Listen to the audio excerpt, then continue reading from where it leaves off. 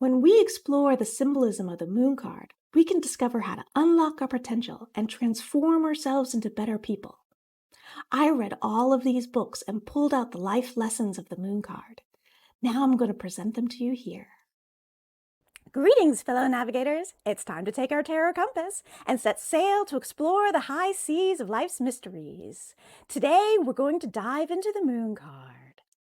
This card is part of the major arcana, which means that the lessons it's teaching are about pathways we choose to take on our way towards improving our quality of life. Within the major arcana, the moon card is part of the last leg of the journey towards enlightenment, part of the final path towards ascending to a higher self. This is where we explore and master universal principles. The lessons from the moon card are about our personal explorations into the unknown, or really the unknowable.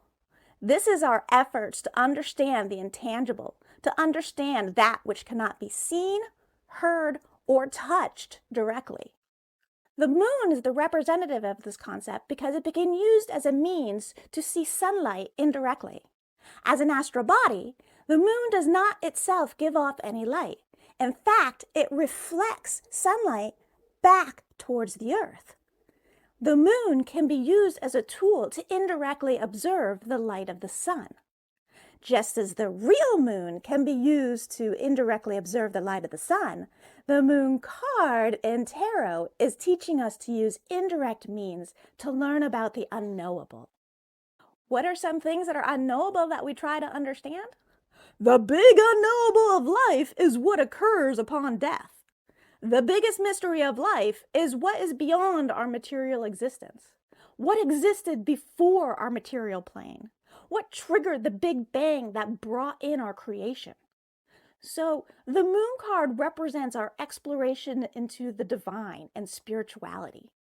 We can't know these things directly, and so we take an indirect path to gain a glimpse of understanding of these concepts.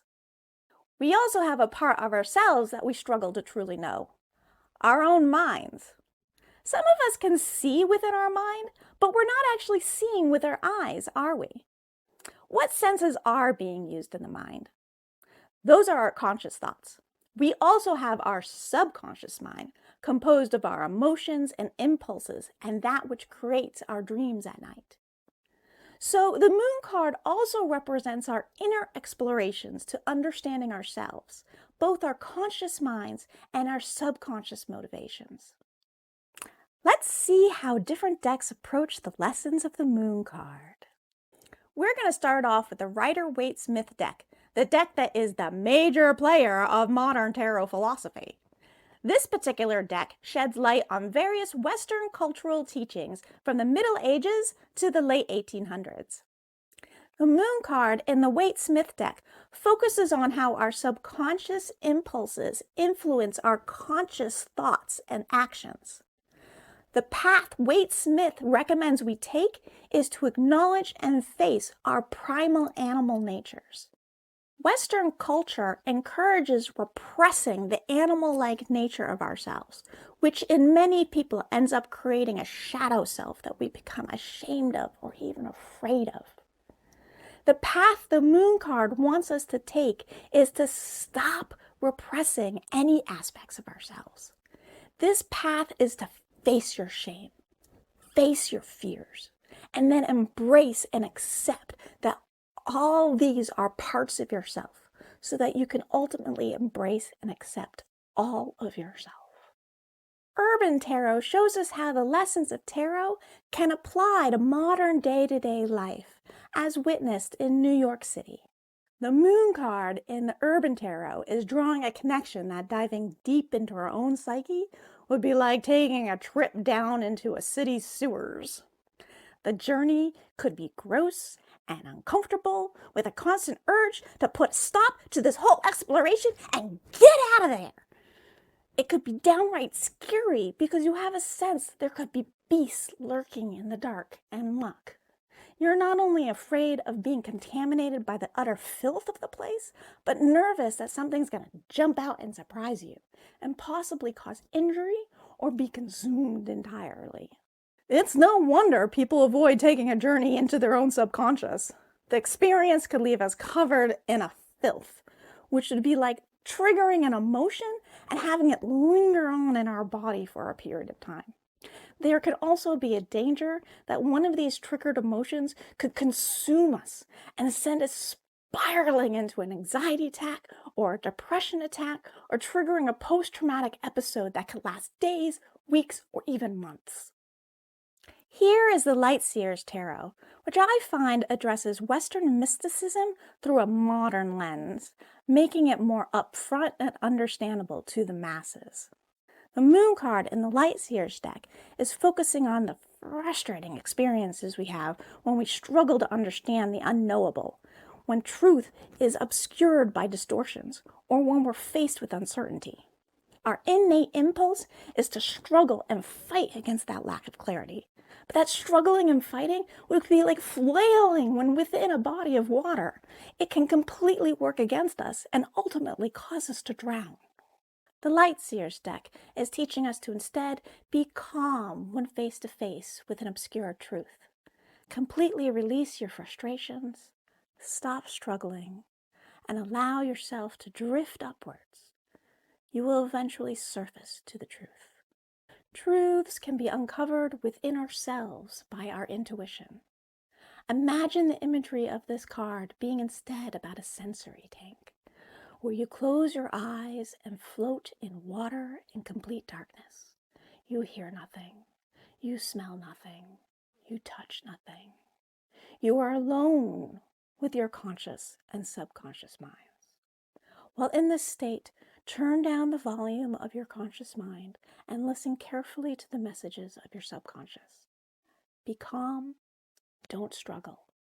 Find comfort in the darkness of your mind and wait for your subconscious to speak to you. It very well could understand truths your conscious mind does not yet know. The approach of the Spirit Keeper's Tarot is to personify each card, as if there is a spirit entity that is represented by each of the 78 cards. You approach understanding a card as you would trying to understand a person who will have their own goals, motivations, and methods for working with others.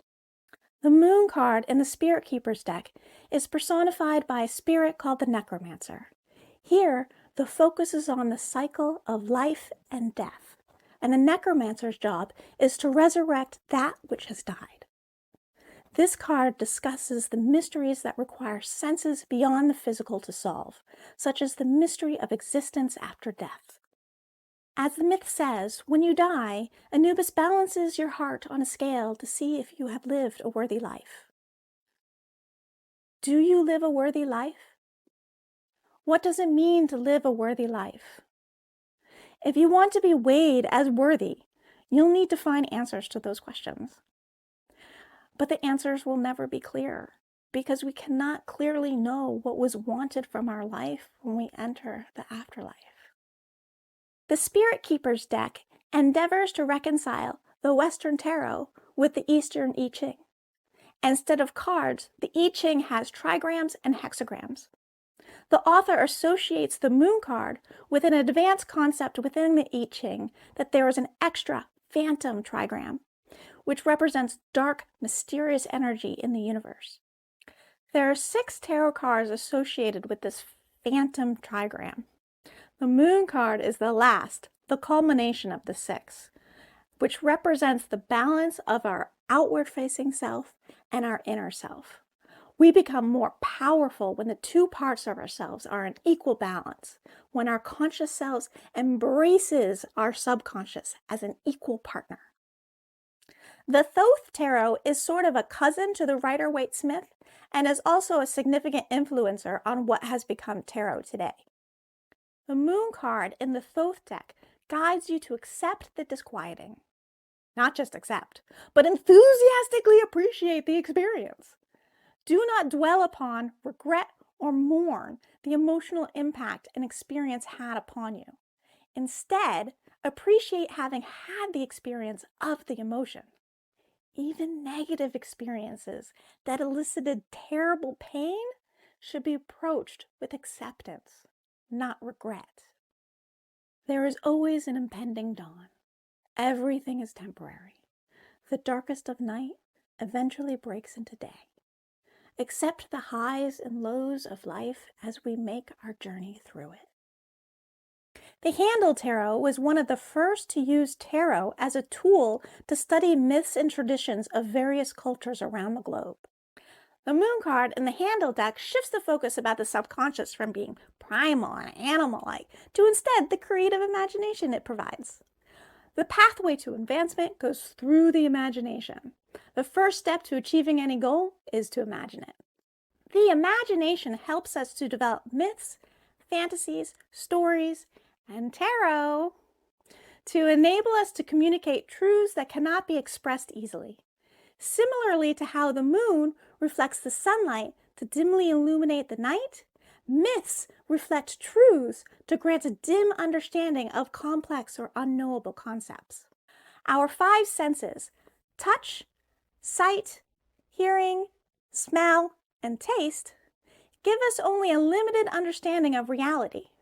Our imagination is what helps us to transcend our senses and gain a dimly lit understanding of the greater scope of reality. Wildwood Tarot is an exploration of when human culture was more fully integrated with nature. Studying aspects of life from so early in the evolution of human culture helps us again to zero in on lessons that have proved to be universally applicable through time. The Moon on Water card in the Wildwood deck explores the fertile creative ground of the subconscious mind. There isn't an ounce of trepidation here. The subconscious should be wholly embraced and worked with as an equal partner in achieving your goals. The Moon on Water card encourages us to use the power of the subconscious mind to gain insights into human reality. The author's closing thoughts is to encourage us to wrestle with the concept that consciousness is not within you, but that you are within the consciousness of the universe. Red Tarot is a book without a deck, with a goal to reframe tarot into a decolonial and re-indigenization perspective. To quote the author, Red Tarot offers a visual framework for interpreting the tarot in a manner that perceives, disrupts, and rejects conditioned colonial consciousness. The Moon card in the Red Tarot explores how colonizers dehumanized people from other cultures by likening them to animals. And therefore, there is a significant reclamation and progress when those with this history embrace their primal animal-like qualities as an integral aspect of their whole selves. When we learn from the non-human world, we gain a deeper understanding of our own humanity. The moon is a call to freedom from the shackles of domestication and reminds us that freedom must be worked for and reasserted over time. Every day we endure the weight of historical oppression, yet we continue to move forward, guided by an inner and higher force of freedom. Sufi Tarot shows us the teachings of the Sufi branch of Islam, focusing on Middle Eastern cultural teachings. The Qamar card of the Sufi deck leads us towards doing the work in order to achieve clarity within ourselves.